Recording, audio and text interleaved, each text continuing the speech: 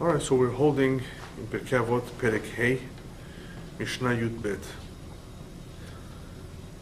Arba midot batalmidim. There are 4 types of students. What this Mishnah discusses is the ability of various people to learn various levels of comprehension and retention. Not everyone is the same. Now, this is not something that we can blame or give credit, really, because this really depends on mazal, on one's inherent abilities as he was born with, according to his mazal. It depends on genes. It depends also on, of course, if one has good classmates, he has help of some kind, if one has chavrutot, those who will learn with, depends on one's teachers. And ultimately, we must not forget that it all depends on siyata d'shmaya, on assistance from Hashem. So, even though it's true that people are different inherently, and it's not their fault having been born in a certain way, a lot can make a difference if we apply ourselves properly, if we put in hishtadlut, we put in effort. Rabbis tell us, "Keshem shepartzufehem shonot kach deotehen shonot." In the same way people are different in their looks and appearance, people are generally very, very different. They are different also in the way they think. And not only in the way they think, people are also different in their abilities. So this is not something that we can lay blame or give credit. Nonetheless, it's important for the teacher to know, it is important for the student to be aware of certain things, because certain improvements can be made. The more we know ourselves and the better we know others, not only in their personality, but in their abilities, we may be able to relate to them differently. Certain people are just not capable of certain things. So there's no reason to criticize and blame them for something that they can't really do too much better. So what we're going to see right now in this Mishnah is various kinds of attitudes. And I call it attitudes as well, or approaches to learning, because it's not just something that describes an individual's inherent characteristic or inherent trait. It is also, since we're dealing with learning, a great deal of learning has to do with attitude. How people see learning, how people approach learning. And if one has a positive attitude, it makes a world of a difference. And the same is true with one's job. A lot of people aren't happy. They go to work, they wake up every morning, they're not happy with what they're doing, even though they're good at it. You could be a lot better at what you're doing if you were happy, if you actually enjoy what you're doing. It makes a world of a difference. So there's inherent abilities, yes, but there's also attitudes that we can change. So the more we are informed about attitudes and abilities, the more, as teachers, of course, we can apply certain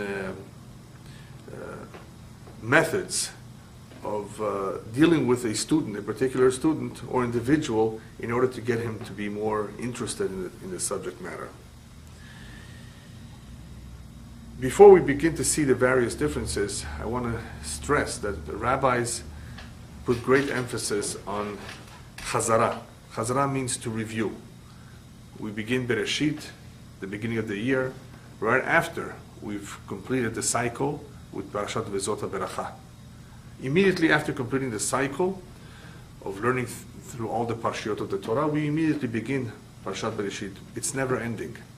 Just because we're familiar, just because we've acquired tremendous amount of knowledge in an area of Torah, it requires continuous review so that we should not forget. It's not only a mitzvah to learn, that's another issue. In order for us to properly retain what we've learned, it requires constant review.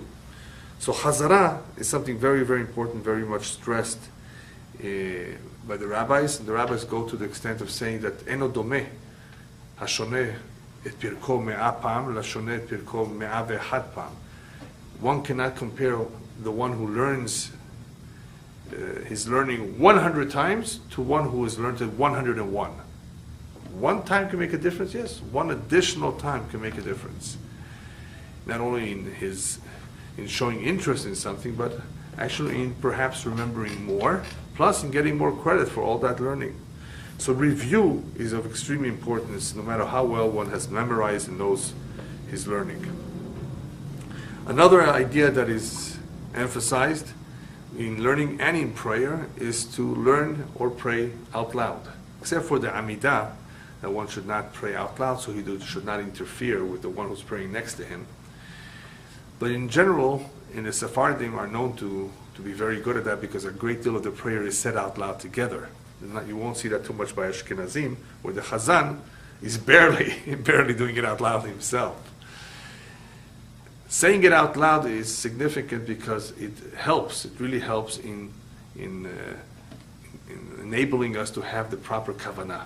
A lot of people pray, but they go through it quickly, as though it was something to get it over with, some sort of routine. They don't really pay attention to what they're saying. Partially, they don't understand, of course, what they're saying, so they figure, have nothing to gain by slowing down. But that's something that they should deal with separately. One should make an effort to understand, to teach himself the words and the general idea of what is being said. What is he communicating with God, after all? Yes, God understands all languages, but we need to understand what we're saying. It makes a world of a difference when we understand, so we can pray. We can pray with much more fervor, with much more intensity. So saying the prayers out loud can lead to a better or deeper kavanah. In prayer that is said with kavanah, wow, it's definitely much more effective. Hashem says, well, he's definitely sincere, he's saying it, he understands it, he means it, he's trying. Kavanah. Reading from inside the Siddur helps kavanah. Reading the Birkat HaMazon, we may know it by heart, but saying the Birkat HaMazon, right, the blessings after we finish eating the meal, we ate bread, we say Birkat HaMazon, we make all these blessings, we give our thanks, and we make certain requests. To read it inside, there is even a tradition that reading inside the Birkat HaMazon is also segula le'ashirut. It's a segula, it is a metaphysical remedy of sorts. It contributes towards increasing one's wealth. In other words, that one should never be lacking, should always have parnasah. So that is saying the Birkat HaMazon from inside the Birkon, from inside the Siddur. So what we have is definitely a big difference between people who do things out of routine, people who do it with more intensity because they really mean what they are saying, they're sincere, they say it out loud, they therefore recall it, they retain it better. So this is just another idea to help in our learning, something that we want to remember down the road. Say it out loud. You don't have to yell, but a lot of rabbis sing as they're learning. The Gemara has a beautiful song to it, and it makes a difference in retaining the information and perhaps also in enhancing the whole experience. It makes you feel much more excited about what you're doing if you're singing than if I have to go through this, I have to finish it to here. As we said earlier, the attitude can change depending on how we look at the learning. In class, it is up to the teacher, the talent and the skills of the teacher to use illustrations, to use pictures, to use all sorts of means to interest the student. Students don't always have the patience, the interest to learn. They're kids. Some adults, of course, act like children too. They don't have all that interest. But there's no doubt that illustration, pictures, and many other creative methods exist out there. I'm sure that the experts can share with us their experience and what makes a class even more exciting. I know that they sometimes paint the walls of a classroom orange color. Right? The hospitals are blue. They want calm patients. The colors of the walls can make a difference to the mood, the whole setting. So imagine having pictures of rabbis, of Talmidei Chachamim, or even for little kids, or having other kinds of illustrations about the topic where charts organize the subject matter. It definitely helps. Charts, what are charts? Charts, I call them kitzurei derech of sorts. They are shortcuts. The rabbis tell us that Olam yilamed adam et talmido b'derech tzara. Learn or teach, I should say, your students the short way. The short way means try to figure out a way or where they can remember what they've learned, perhaps by giving them some shortcuts to remember it. Not that you want to use a shortcut to just not accomplish everything that there is to accomplish. Shortcut meaning shortcuts to retain or certain ideas that can help a student remember better what he learned. So all of that is good. All of that is important. So even though there are different approaches or methodologies used to acquire knowledge, we as Jews must remember a very important ideal. Lo atalmud hu ha'ikar ela ma'aseh. I think we've already covered that. It's not so much the learning that is important. Of course, learning is important, but that's not the ikar. A lot of people learn a lot, but they don't do anything with their learning. Lo atalmud ha'ikar ela ma'aseh. What are you going to do with the learning? There's a lot of geniuses that went through schools, in yeshivot, geniuses. You know, they know everything. They know it by heart, perhaps. They picked it up very quickly, but they've left. They've left their, unfortunately, Judaism. They no longer learn. They could have become tremendous rabbis, rashei yeshivot, tremendous leaders in their community, but instead they chose to do something else. You know, not everybody, of course, becomes a Rosh Yeshiva or a Posek Hador, one who, you know, or a judge, you know, high positions in the Jewish community.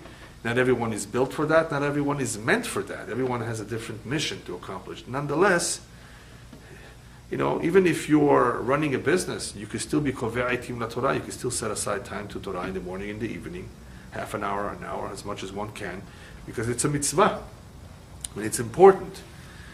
A Jew who learns Torah, his family, his life looks different than one who does not learn Torah. It's very, very simple, guaranteed, 100%. A life with Torah is going to be very different than a life without Torah. I'm not saying that people cannot be gentle people, nice people without Torah. Yeah, there are people who by nature are nice, very nice people, decent people. But still, despite all their decency, their life will be very different with or without Torah. Because no matter how decent a person is, if he's going to be raising a family, he has a spouse, he's going to be having guests in his home, his approach, his mentality, his way of being, his goals and aspirations and priorities will all be affected by what he learns. You know, we don't have all the answers just because, you know, when we're born. We learn and we absorb. And what is a person going to be learning from? If not from Torah, he's going to be learning from the TV, from the internet, and from the street. And that's not always good things.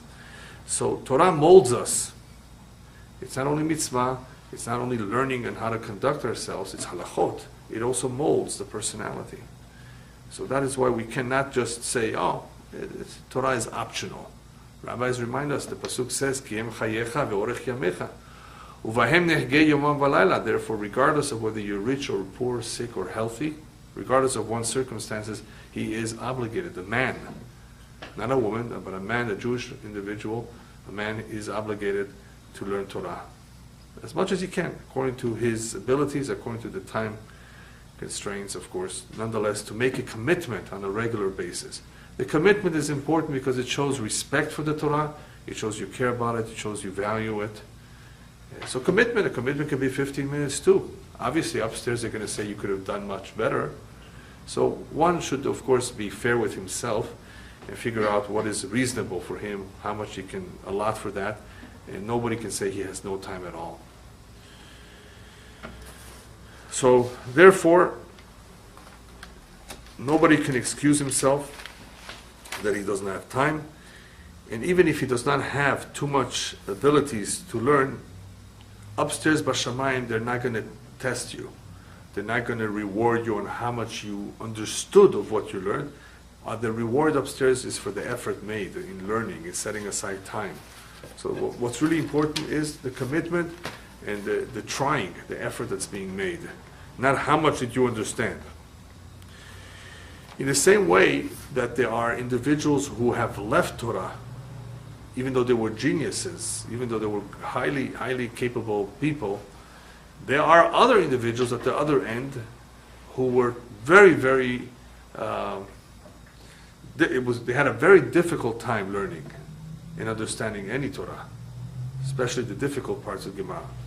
And they are the ones that became the greatest achievers later on. And I will tell you soon a story or two about that. So you never know. You can have somebody who excels in the studies, straight A's, somebody who's very knowledgeable, somebody who knew everything, knew it better than the teacher, that too.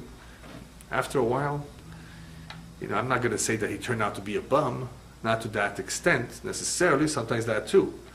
But that he turned out just to, lose complete interest in the Torah, and they may have stopped even being religious, unfortunately. So great talent and skill is in itself not a guarantee of the outcome of what will be in the future. And it's a real chaval, as we say in Hebrew. What a shame for somebody of great talent and skill to not put it to use. Could you imagine Albert Einstein if he had put his head to Torah? Does that mean he couldn't have been a scientist? You could be a scientist too. But at least if he would have applied some of it, of his time and knowledge to Torah, maybe would have the Torah world would have benefited as well, not just the scientific community. But anyway, I don't know if he had I don't want to accuse him of anything. He did not necessarily have the proper upbringing to direct him in that direction, even though he had free will. They say that he was cognizant of the fact that there is a creator to the universe, because he admired the symmetry, the order in creation. So he was able to see. He says, you can't explain that this happened all by itself. So he was a very smart individual who realized, I think he realized to some extent that there is a Borei La'olam, a creator to the world. Well, how come he didn't take it a step further? So we've already explained many, many times that a great deal of people who know the truth have a hard time committing themselves to a life of Torah, because it obligates you. It means that you have to change, and not everybody's interested in change. But anyway, kohot, certain people really have great kohot, great strengths, and that potential is never put to use, unfortunately. So even if one who has a difficult time should remember that Be'ezat Hashem, with Hashem's help, he can still achieve, and the reward will ultimately be how much effort did we apply, how much did we try, even though we didn't fully understand.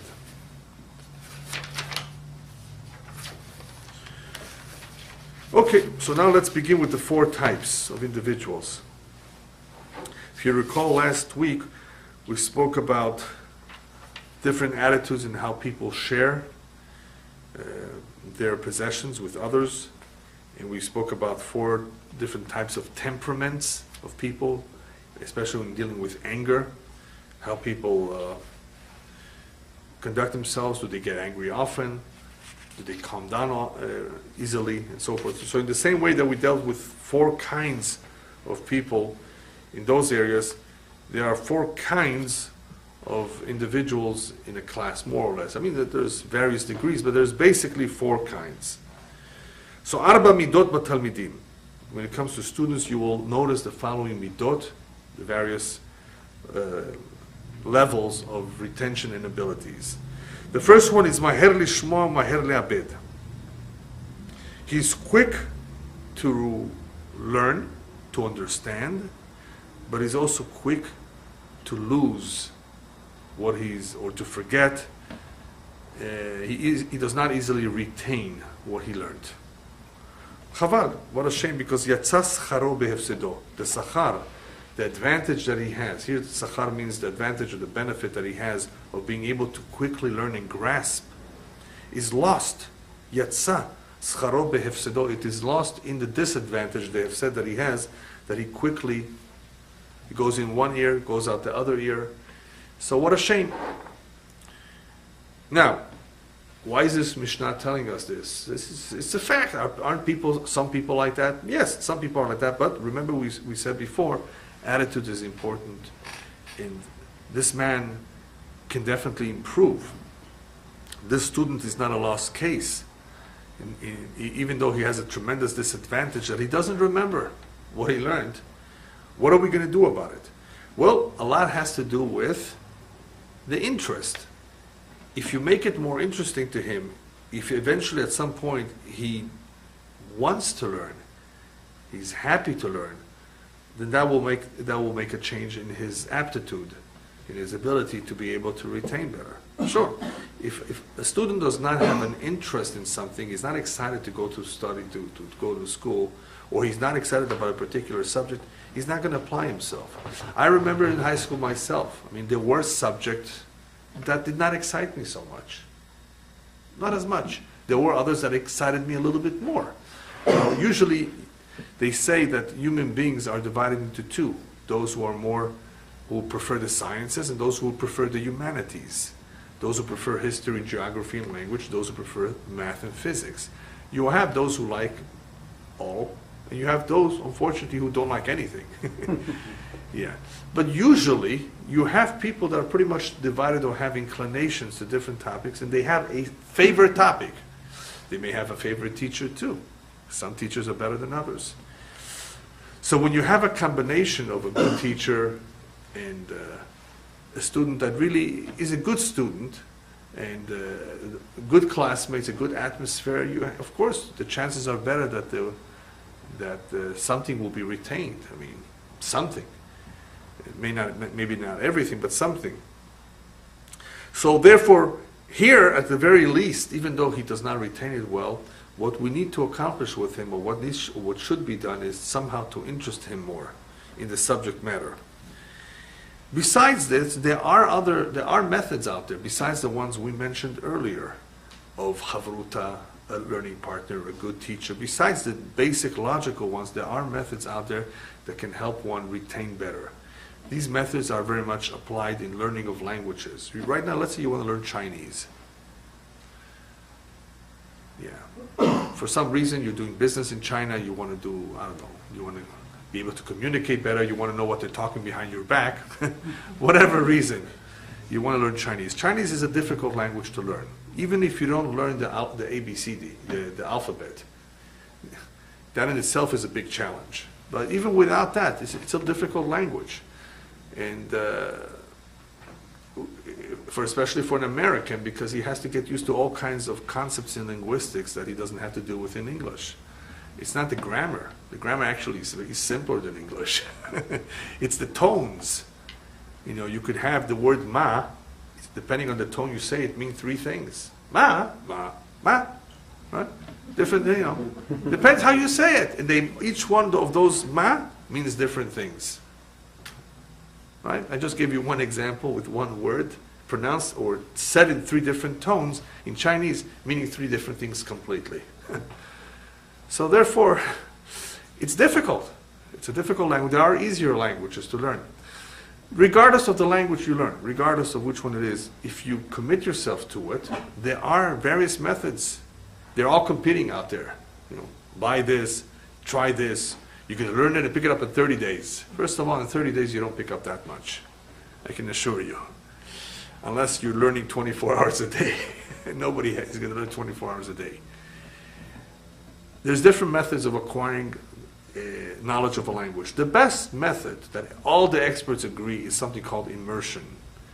Immersion, immersion means to immerse yourself. In other words, to be completely immersed in that. And the best way to be completely immersed in that is to live in the country, to be exposed and just all you hear.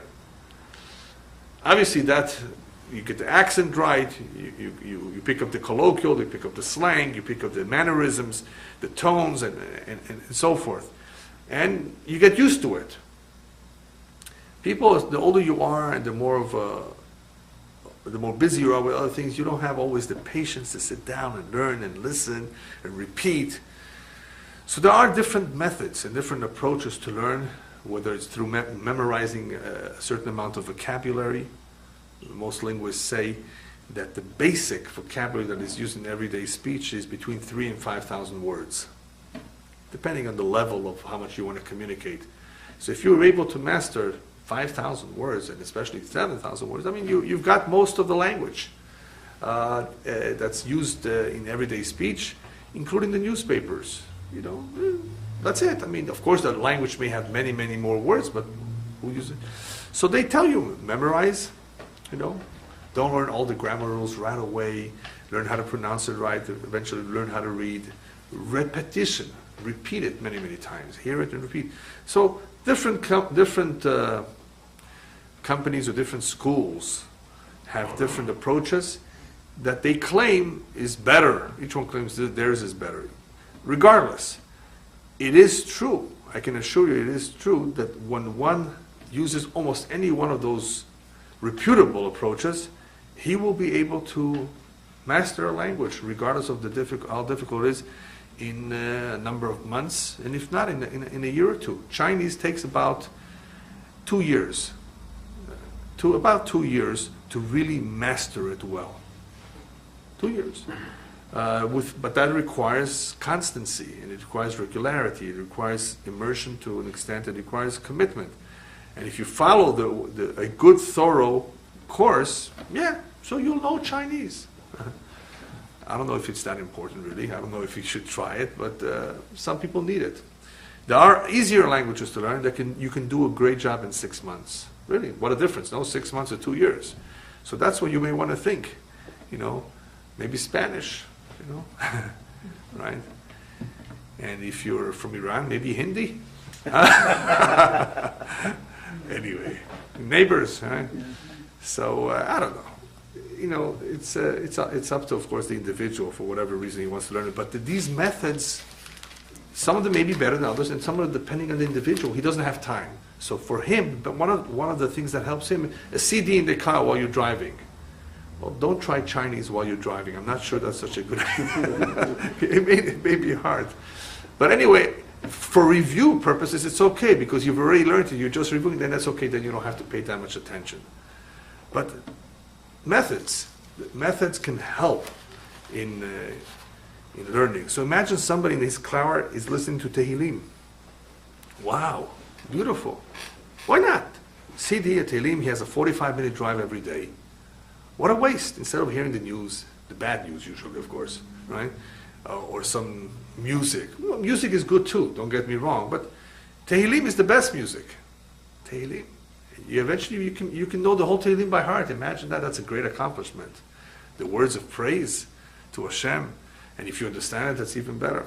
So they have Tehillim on CDs, they have all kinds of Torah lectures and that one can gain a little bit, as long as it does not require too much, as long as it's not too deep, too much analysis while you're driving, it may be okay. So this is not only a way of maximizing your time properly, this is a way of helping to remember, because when you hear something, it helps much more than when you were just reading it. Hearing it is very powerful. So hearing something many, many times, you're going to know it. So there's various levels or various methods to help one who has a problem, who has a difficulty in retention. The next one, קשה לשמוע וקשה לאבד. יצא הפסדו בשכרו. You have an individual who has a difficult time understanding or grasping a topic, but he doesn't forget so quickly. Whatever he grasped, whatever he learned, he remembers it. Baruch Hashem. יצא הפסדו בשכרו, so his disadvantage is neutralized by his advantage. He has a disadvantage. What is that? That he has a hard time learning. But that is neutralized. We cancel it out because he has the benefit or the advantage of retaining. So it took him a longer time to learn it, but once he learned it, he knows it. Well, that's good. Therefore, a teacher who knows that, who's aware that a student is like that, needs to be patient. Never give up with him. Rabbis tell us with Rabbi Preda in the Gemara, taught his student 400 times. Only after 400 times the student understood. 399 he didn't understand. Could you imagine? It took 400 reviews. People would have given up hope. He didn't give up. He learned, taught. And the rabbis tell us that because he was such a devoted teacher, he lived to 400 years. Or at least he lived a very long life. I think it says somewhere he was 400 years. They gave him 2 options. They gave him 2 options, right? That's true. So anyway, don't give up. In the end, this individual is better than the first one. The first one we said is quick to learn, quick to grasp, but doesn't retain. This one is difficult to grasp, but is easier to retain. So this one is better because in the end, at least he retains his learning, even though he's having a hard time. So they both have disadvantages and advantages. This advantage is much better because at least you remain with something. So this is much better for anything, actually, especially for Torah.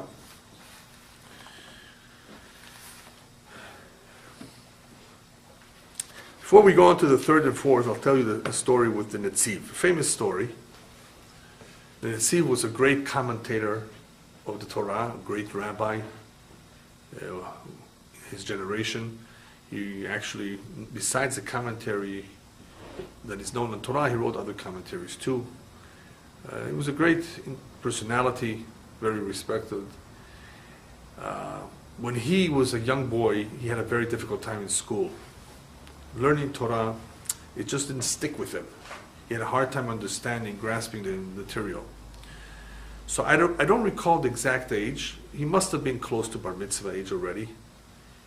The teacher met the parents one evening at their home, and they had a discussion. And he was in his room. They thought he had gone to sleep already. But he overheard the whole conversation. And the teacher was telling the parents, "Chaval on your child. He's wasting away in school. He doesn't pick it up. He doesn't show that he can retain the material. He's having a hard time, struggling. You're better off sending him to become an apprentice." You know what an apprentice is? To learn a trade by going to either a carpenter or some other profession, where he can learn the trade and eventually he can make something of himself, earn a living, be a respectable person. No, I don't advise that you just keep him there just for the sake of learning, because he's having a hard time. So the parents understood. They said, "Fine, we'll look into it." The Rabbi left. As soon as the Rabbi left, the Netziv came out crying to his parents. He says, "I don't want to go to work. I don't want to go become an apprentice. I want to learn Torah. Give me a chance. I'm going to try harder." And he begged them to give him a chance. And they said, "Fine. You so much wanted it. We'll give you a chance. Let's see what happens." That night, I don't know if he went to sleep at all or he went to sleep very late. He sat in his bed and he began to cry and pray to HaKadosh Baruch Hu, "Hashem, I want to learn Torah. Please open my mind. Please help me. I don't want to work." So they say, the story is that right after that night, pretty much soon after that, his mind opened up and he had it much easier and he was able to learn much better. He was very successful. To the point that he eventually became this great rabbi, the Netziv, bin Naftali Yehuda Tzvi Berlin. That's what the acronym stands for. Zichrono Livracha. In his first book, I believe it is, in the introduction to that book, he writes about the story. He tells the story. And then he says later at the end, he said, "Now imagine I didn't beg, I didn't cry, I didn't try, and I headed for Shamayim after 120. And Ba Shamayim, when they would receive me, they would show me a book, and they would tell me, 'This is the book that you could have written.'" And I said, "What are you talking about, that I could have written a book? I never wrote any books." "Yeah, that you could have written. The book that I could have written, yeah. Had you applied yourself, had you tried harder, had you begged and cried, we would have helped you. And you would have been able to compose this book." And he would have, and one, of course, would feel bad that he didn't. He didn't realize. People have potential they don't realize they have.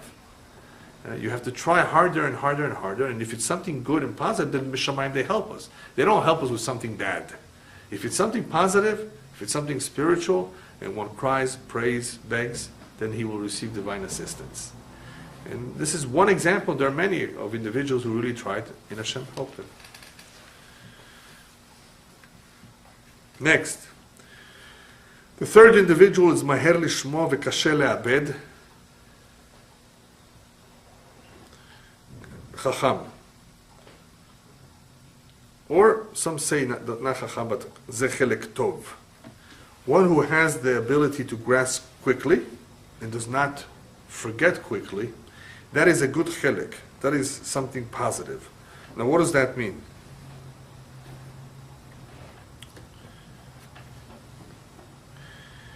A good chilek means davar mushlam, it's something complete. In other words, he has the ability to grasp quickly and not to forget.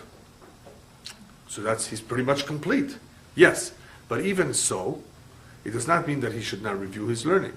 Rabbis tell us that Hashem intentionally makes people forgetful a little bit so that they should review. If we would not forget our learning, we would never learn again. Imagine, everybody remembered everything he ever learned. Then why should I learn it again? So intentionally Hashem makes people forget a little bit so that one should always review. Besides, every time that we review something, every time we learn something, even though we learned it years ago, we always find something new.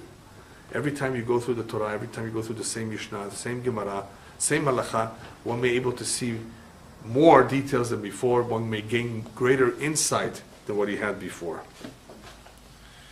So that's why it's always a good thing to review the learning no matter how good you know it. The fourth individual is Kasher Lishmoa Umaher Le'abed. You have an individual who has a hard time to grasp his learning and he's very quick to forget. Right? So this is the fourth one, the exact opposite of everything else. He has nothing good. No benefits, no disadvantages, no advantages. He's hard to learn and quickly forgets. Wow. He had a hard time learning. You figure, okay, at least at the end it was hard, and even whatever he learned, he forgets too. That's called a chelek ra. It's no good. What does that mean, no good? Well, the one that's good, we said, is mushlam, is complete. He has everything. So the one that is ra means it's incomplete. And when something is incomplete, what should we do about it? Just sit back and do nothing? No. Chelek ra means don't live with it. This is no good. You can't live with this. You can't go on with your life with this. In other words, this is not something that we should tolerate.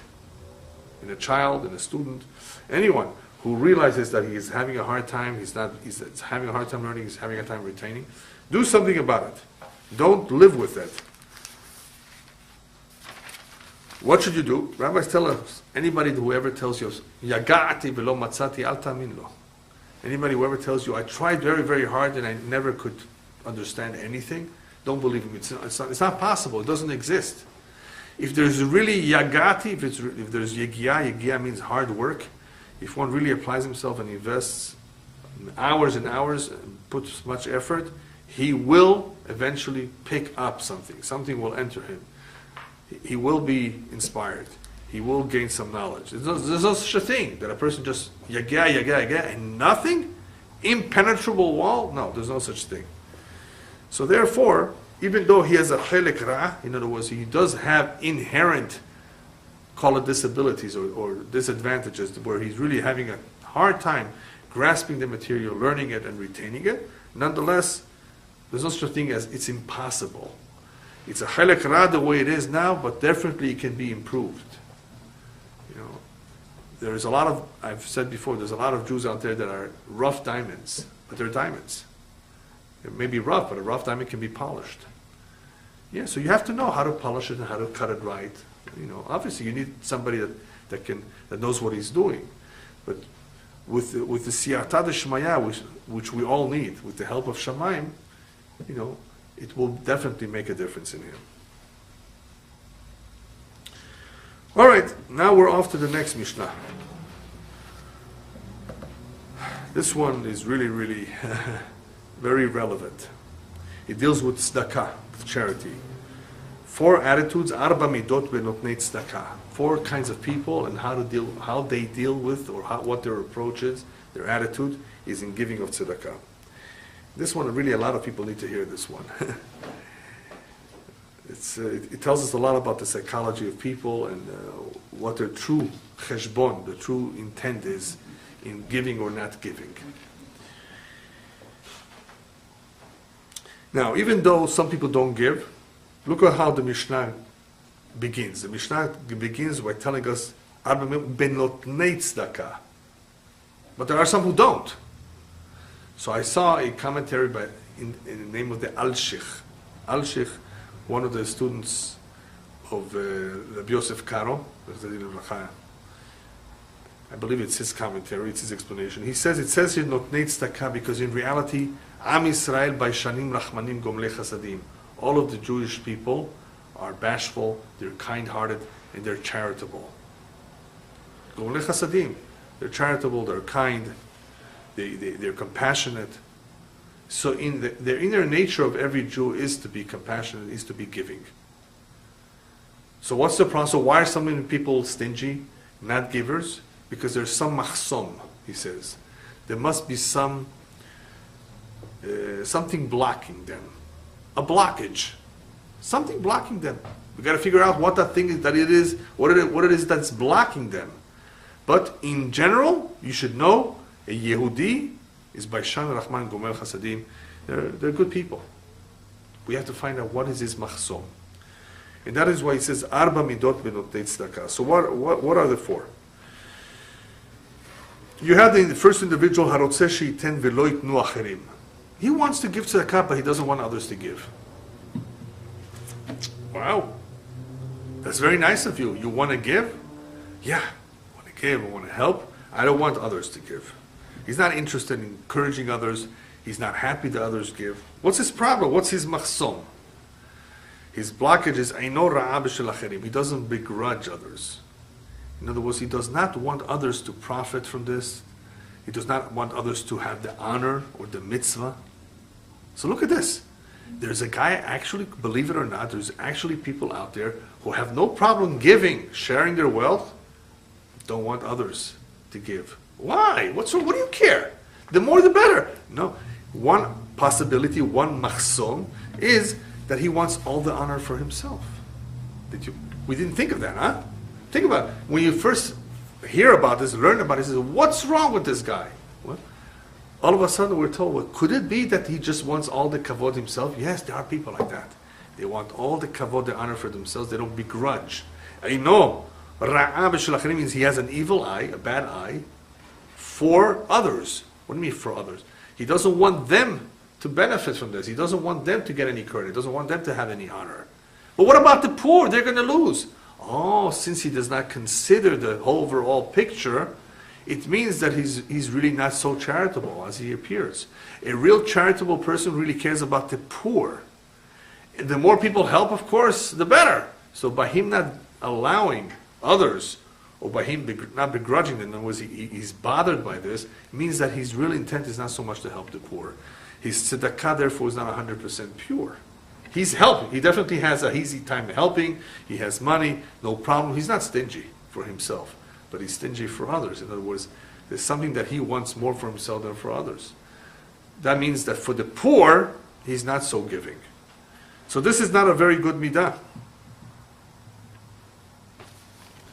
This exists. There's a story with the Noda Yehuda, great rabbi, about 250 years ago, maybe a little more, that some Gabai Tzedakah came to his home to collect for an important cause. What's the important cause? Pidyon Shvuim. We need to redeem somebody from prison. Ransom. Big mitzvah. Very big mitzvah, especially in those days. Prison is dangerous. Even today it's dangerous in a different way. So how much do you need?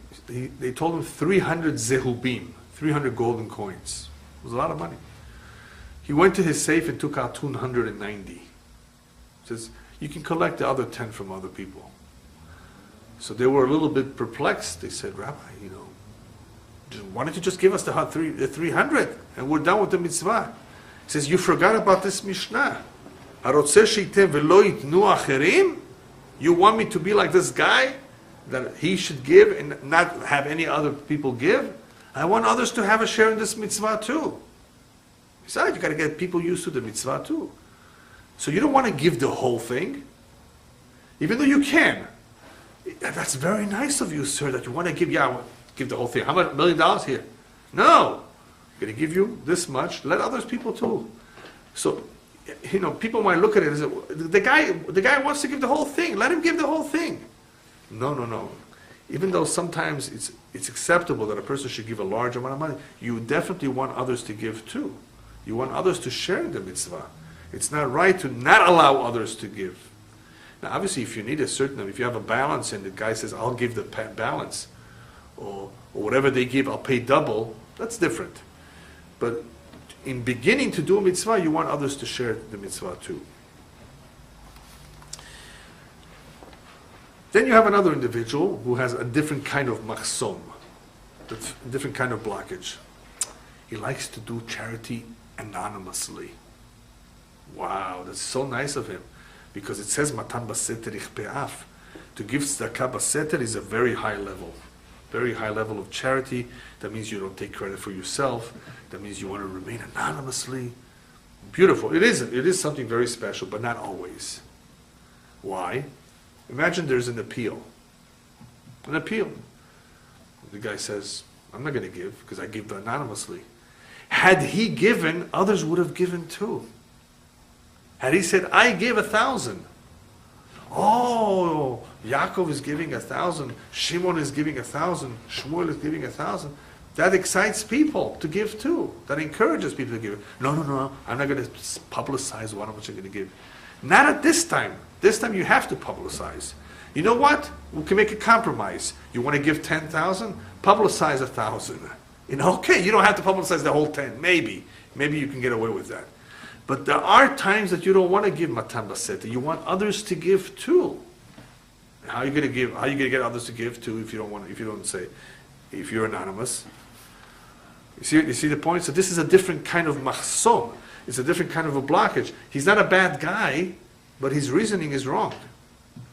If you really want others to give, then you have to come out in the open sometimes. Next guy.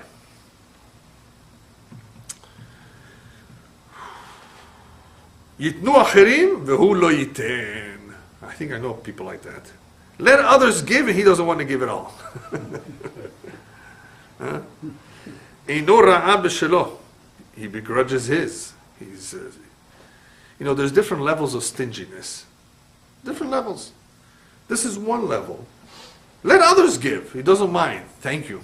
He doesn't mind that others should give. Let everybody else give, but he doesn't want to give. What's this guy's problem? This man's one possible problem is that he really wants to preserve his wealth. He doesn't want to just waste it. He doesn't want to give out his money. He wants it for himself. He's not, for himself he spends. He's not very miserly, but he doesn't, he's afraid. He needs money. He doesn't want to just spend on every cause, on every poor man that comes knocking on his doors. But here, let me share with you a particular blockage that has nothing necessarily to do with stinginess. Why not? Even though, remember, it is a little bit related to stinginess, but it's a different kind of blockage. His blockage is as follows. There are too many crooks these days out there. Those guys coming collecting money, you can't trust them. They have bags of money. It's true. There are some con artists, there are some crooks, there are some causes that are not real. But they're in the minority, not the majority. Are you going to, because of those few crooks, you're not going to give anyone? You're going to let them suffer? Right? Then there's another blockage.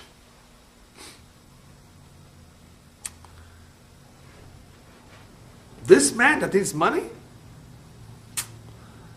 he has relatives. I know he has uncles, he has cousins who are very wealthy. Let them give. Why should I give? His relatives should help him first. What do you think? This actually exists a lot. People say, I know this guy. He has very wealthy relatives. But maybe those relatives are stingy. Maybe they don't want to help him. So because of that, this guy should die of hunger? Have pity on him. His relatives apparently are not helping him out. So it's a crooked way of thinking. It's a blockage. It's not correct to think like that. You can't blame it on the relatives. It's true. Yeah, he may have very wealthy relatives. And rabbis tell us, yes, the Torah says, don't ignore the plight of those who are closer to you. The poor of your city come first. Obviously, there are certain responsibilities incumbent upon the city, the community, and the relatives. Yes, but what can you do? His relatives don't care. So lo yiten eno ra'a b'shelo. In other words, he wants to keep his own money. One of the Rothschilds, the Rothschild family was blessed, was once asked by I don't know if it was a journalist or a friend, Mr. Rothschild, how much do you own? How much do you possess? Today they would say it's what's your net value, something like that. So he took out a book from the drawer, which was a book of all the tzedakah that he did. And the secretary saw him taking out the book of the tzedakah. He says, "Sir, the ledger is over there." No, she says, "No." So he tells her, "No, I'm not looking for my ledger. I'm looking exactly for this book of tzedakah. Because this is what I really own. The tzedakot that I did. That's in the Shemaim. What you're talking about in the ledger, those mines I have in Africa, they can be flooded. Those factories can be confiscated. All the land that I have can be taken. I mean, that I don't necessarily own that. The tzedakah that one does, that's what he really owns." Similar story is told about an advisor to the king, who the Goyim were very jealous of, and they were, conspiring against him, saying that he was cheating the king. And they said, find out how much he has. And when the Jewish advisor, came by with a small piece of paper, which was really all the tzedakot he did, and the king got upset at him. The king says, "I know myself you have more than this. So, Your Honor, I didn't write down those things that you know I have, because I don't even know if they'll be mine tomorrow. I put down what I put away in a safe deposit box upstairs in Shemaim, where no hands can touch. That's what I really own. That's the truth." So people don't realize that the real possessions are the tzedakot that they've given, not everything else. Even though we're talking about different attitudes of giving, what's important to keep in mind in giving tzedakah is not just the giving, it's the attitude. The person who gives money but without a smile, without words of encouragement, it's not so good. Sometimes it's better not to give. Sometimes it's better just to give words of encouragement than to give money. How much can you give someone? You're going to give him $5, $10, $18. He needs $50,000. How much are you helping him? Words of encouragement. Make him feel good. One of these days you're going to help others. I see this all the time. People are much happier with the words of encouragement and edud and strength that they receive than the actual amount of money that you've given them. So it's important the way we give it. In Ilchot Tzedakah, there's 8 levels of giving of tzedakah. One higher than the other. There are people who give before they're asked to give. That's even better. Than somebody being asked and then he's giving. And one of the greatest levels of tzedakah is not even tzedakah, it's helping somebody find a job. Making him stand on his own 2 feet and not having to come onto people. That's better than the charity. Giving him a loan where you're sparing him his dignity. So various levels of tzedakah. It's important, the main idea, the common denominator of all these is that one should do it l'shem shamayim, for the true sake of heaven, not to get any honor from it. Then the mitzvah is much more pure. All right, before we finish with the last 2, I'll tell you a quick story that I saw once. One day, the Beit Din had 2 cases they needed to hear. One case was a woman brought her husband to Beit Din. "Gentlemen, rabbis, for the rabbanim, the dayanim, my husband has a problem. He's giving away all his money to tzedakah. He's just giving too much." So the wife is bringing her husband to court, to Beit Din. Wow. Okay. Well, what's the other guy's problem? The other guy was being brought to Beit Din by the city council. "This guy is stingy. Doesn't give any money to tzedakah at all. He lives in this community, benefits from the community, and he doesn't want to contribute to the cause, to the community, the kuppah." 2 opposite guys. Wow. It's same day. Okay, let's hear the first case with the wife. "So you claim your husband is giving all his money away." "Sir, why are you doing that? Why are you giving all the money away?" He says, "Rabbis, life is short. I'm afraid I may leave this world tomorrow.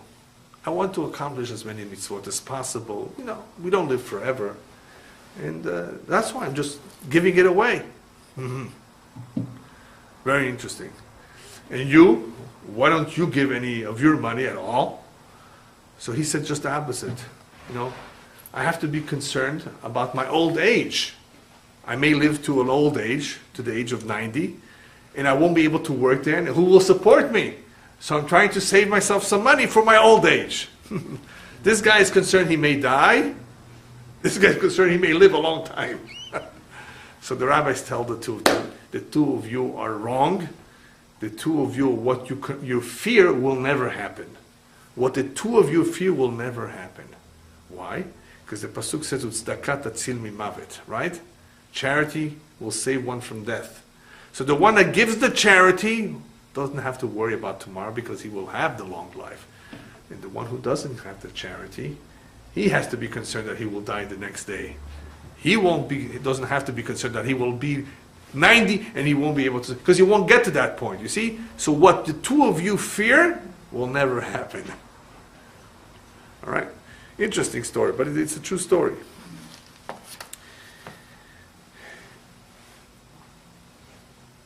Anyway, the next one is Yiten Vitnu Acherim, is a Chassid. He wants to give and he wants others to give. He's a Chassid. What's a Chassid? Chassid is a righteous man who does above and beyond his duty. What's so good about this? Because the Rabbi tells Gadol HaMe'aseh Yoter Min HaOseh. Greater is the individual who gets others to do than the one who does it himself. He gets others to do it. To give is easy. Here, take. To convince others to go door to door and to call, can you please help out this person? It's a lot more difficult. It's more shame involved, more effort involved. But Rabbi tells us, Gadol HaMe'aseh, the one who causes others to give, he will always be greater on a higher level, more credit, much more than one who just gave tzedakah. So here you have an individual who really cares about the poor. In any way possible, let them come out ahead. Yiten Vitnu Acherim, Hasid. That's why he's called a Hasid. There is a grave, I don't know if it's still there, in the city of Worms in Germany, next to the grave of a big rabbi. The big rabbi's name was the Maharil. The grave next to him is of a butcher. So you know, next to a big rabbi, you don't just bury anyone. What's the zechut of this butcher being buried next to the rabbi? If you go to read the matzeva, the tombstone, you will understand. This butcher was a big tzaddik. What did he do? Every Friday, he would weigh himself, his wife, and his kids. How much they weigh. And he would take their weight in meat and distribute it to the poor of the community. Beautiful deed. Incredible. He would weigh himself and his whole family. How much they weigh, and that's the amount of meat that he would distribute to the poor. Tremendous zechut. That was written on his tombstone. So we have individuals who really care about others. There's a famous story in the Midrash of an individual who lost his fortune and unfortunately had to work now for others. He used to work for himself, he had to work for others, so he was struggling, having a difficult time. But he was a good man, apparently. Eliyahu Navi appeared to him as an Arab. And he tells him, you have 7 good years coming to you. When do you want them, now or later? What are you, a fortune teller? Don't talk to me. But this Arab-looking man came to him 3 times. He says, get lost. I don't want to hear the stories. After 3 times, he says, all right. You know what? I always consult with my wife. So let me ask her, honey, this guy is telling me that we have 7 good years to come. He looks like an Arab. I don't know. What should I tell him? Do we want it now? Do we want it later? He says, tell him we want it now. Why now? Because like they say in Arabic, and I don't know about Farsi, but in Arabic there's a saying, Asfar bilyad wala ashara b'shajara. It's better to have 1 bird in the hand than 10 on a tree. You have it now. Better. 1 bird in your hand is better. So he went and they told him, Give it to us now. So he says, this was Eliyahu, he says, before you get home, before you actually enter the door, you will already be rich. That's very nice. The kids were playing in the yard, and what do you know? They found a treasure. Baruch Hashem, they became wealthy. The wife was a smart woman. She told her husband, what we're going to do with this money, we're going to do a lot of chesed right now, a lot of acts of kindness. We're going to share it with others, and we're going to write everything down. And they did that. 7 years went by, and Eliyahu Navi came, says, now you have to give me back everything. You have to, all the wealth is going to go away. So the guy says, well, just like last time I consulted with my wife, I'm going to consult with my wife now too. He went, and she told him, go show him this ledger, and tell him what we did with the money. We didn't use it for ourselves, we shared it with others. And of course, Bashamayim, they said, let him continue being wealthy for the rest of his life. Because he just didn't use it for himself, he did it tzedakah and chesed with others. He did the right thing. He is the best individual where we can entrust with wealth. True stories. These are all stories that show how, if you do the right thing with the money, like maaser, 10%, then the money will be preserved. But people don't know this. The Torah gives us actually a guarantee. It's one of the few times Hashem says, I guarantee it. You give maaser, your money will be preserved. Even though people think that it says, aser b'chdei shetit asher, you will be rich. It doesn't mean you will make millions and you'll win the lottery. It's enough that a person, whatever a person earns, it should be preserved. It shouldn't have too many expenses. Imagine all you had to eat every day was one orange. That's also beracha, because you're satisfied with one. We need more than just one orange. We need bread, and we need the chicken, and right? The same thing, we have expenses, and we have dentists. Maaser makes sure that whatever amount the person has will be preserved. You won't have too many expenses. That's a real beracha. All right, the third individual is no, this was the we did the third already. Yeah. The other individual we said didn't want others to give, or wanted others to give, but he shouldn't give. We already spoke about that, and we said that sometimes people are uncomfortable that others are giving, so their conscience is not in peace. They don't want nobody to give. Oh, I'm sorry. That was the other one. Yeah. One second here. No, that one we already said. This last one is lo yiten v'lo yitnu acherim rasha. He doesn't want to give. He doesn't want others to give. He's the one that has sometimes a guilty conscience more than the other ones. Because what do you care if others give? You don't want to give, so you're a stingy. No, lo yitnu acherim, because he has a guilty conscience. It disturbs him that others are giving, he's not giving. Because otherwise, think about it. Why shouldn't others give? You don't want to give, fine, but let others give. Sometimes these people, their blockage or the problem that they have is that they have a guilty conscience. But obviously, the reason why they're not giving is also for some sort of excuse. They all have some sort of excuse. So somebody that tries to help them has to find out what it is that is bothering them. Is it really just stinginess, or is it something that's some suspicion or some problem that they have and that they don't want to give? Anyway, the rabbis called this guy lo yitem v'lo yitnu acherim rasha, wicked. Wow, rasha? What do you do? There's so many mitzvot in the Torah, so many commandments, so many times that Hashem reminds us, lo la'alim ayin, don't ignore the plight of the poor, naton titen, anek ta'anik lo, patuach tiftach yadecha, be generous. So an individual who basically doesn't do any of that is opposing so many mitzvot of the Torah. That's a rasha. A rasha is an individual who basically goes against what is written, against all the good advice. So this is a rasha. Obviously, he could be that deep down he's okay, but he had this midah, this itna hagut, this way of behavior is a wicked way of behavior when he's not considerate of other people. So what do we do with him? The Torah tells us naton titen. If you want to be a giver, you have to get used to giving. It says naton titen, double language, naton titen, because the more you do it, the easier it becomes. My father was once approached by such an individual who had a really hard time giving. Rabbis, I can't give money to tzedakah. My hands they're closed. And he meant it. He came to pray. He probably was learning Torah. He says, Rabbi, I can't give. My hands are clenched. So my father says, could you give a nickel? Nickel, what's the big deal with a nickel? So give a nickel. So he started giving a nickel. After about a month, my father says, how are you doing? Rabbi, no big deal. Can you give a quarter? A quarter? What's the big deal, Rabbi? I can give a quarter. So give a quarter.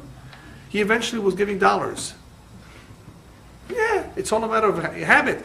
So one way of getting this guy who's really difficult, what's the difficulty? Some sort of difficulty, some sort of machsom blockage, naton titen.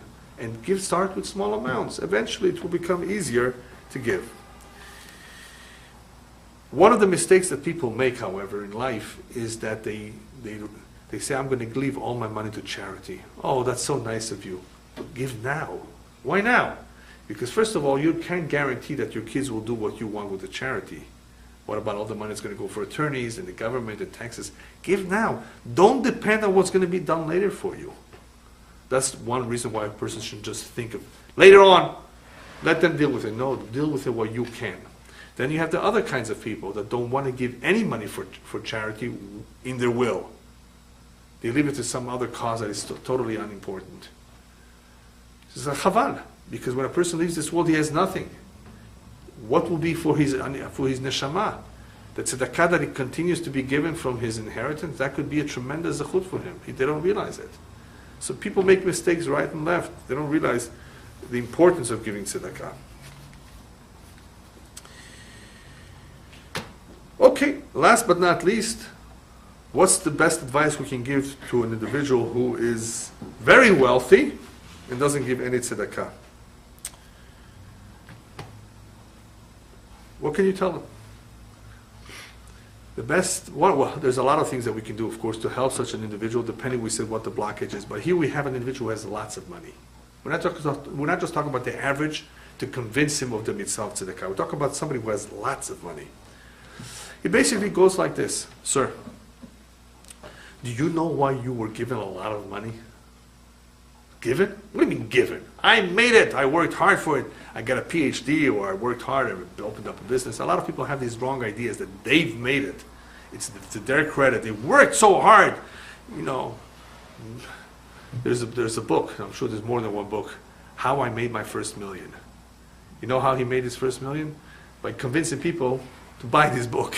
I mean, how do you can't teach people how to make a million. It's only shamayim. I'll tell you how to make your first million. Anyway, why are certain people rich? Why did Hashem give them so much? Because Hashem says, you are a Baal Pikadon. Don't you realize? Hashem is fair. Him he didn't give. Him he gave you a lot. You he gave a lot. You both were born babies. You didn't accumulate necessarily mitzvot, so many mitzvot. You haven't done mitzvot. Why would you be given all this money? Did you think about it? It's not the hard work. It's not the PhD. It's all mazal. It's all mishamayim. What could it be? Besides being a test, it's always a test. You are Baal Pikadon. You have been entrusted. Hashem deposited it into your home for you to distribute it. You're a distributor. It's not meant for you to keep it. You don't take it with you anyway. So drive common sense into these people by teaching them the proper hashkafa, the proper outlook at life. What is life all about? What is the tachlit? What is our mission? What are we doing here for? What is money for anyway? Why are certain people rich and certain people poor? If the individual takes the time to listen to all of this common sense approach, there's a chance that one of these days he will do teshuvah and he will become generous. There have been stories like that where they went from extreme to extreme, from being stingy to being generous. All it takes is realizing what life is all about, what money means. And those who have been given lots of money, it's basically because they're the Baal HaPikadon. Hashem entrusted with them this money, like the man from the Midrash that had 7 good years.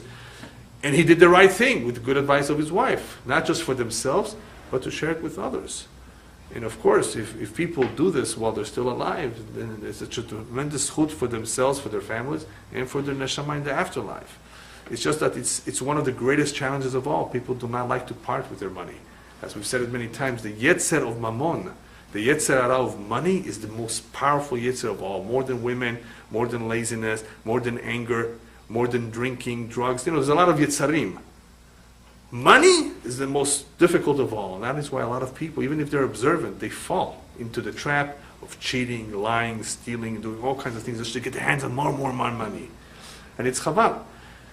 Only by learning, by really learning about this topic, and by learning musar, And by reminding himself that life is short and our mission is very, very clear, what we need to do, what we need to accomplish. These are some of the tools that will hopefully guide us and remind us to do the right thing. It's not just the mitzvah, the reward. It's to do the right thing. And it's a tremendous accomplishment if a person does do a lot of tzedakah with his money. It's a tremendous accomplishment because he's helped so many people and institutions. It's a beautiful thing. So imagine, why not do it? Because it's difficult. The more beautiful and the more important the mitzvah, the greater the yetzer hara. So you can imagine that the wealthier a person is, you'll be surprised. Sometimes the stingier he is. Why? You have so much. Give. What's the big deal? Give $200,000. Isn't like for us $2? Yeah, for some people it's like nothing. Why not? It's hard. It's very, very hard. So the other approach, of course, is to get him used to doing little by little, talking to them and teaching them. And remember, don't give up hope on anyone. Don't say he's miser. He's chassis. Forget it. No, don't give up hope. The people, as we said before, Jewish people have a good spark in them. They're compassionate. We got to get them to realize that HaKadosh Baruch Hu loves them and entrusted them, cares about them. And B'ezrat Hashem, if one really asks for help, as we said before, HaKadosh Baruch Hu will help it as well. Amen. Amen.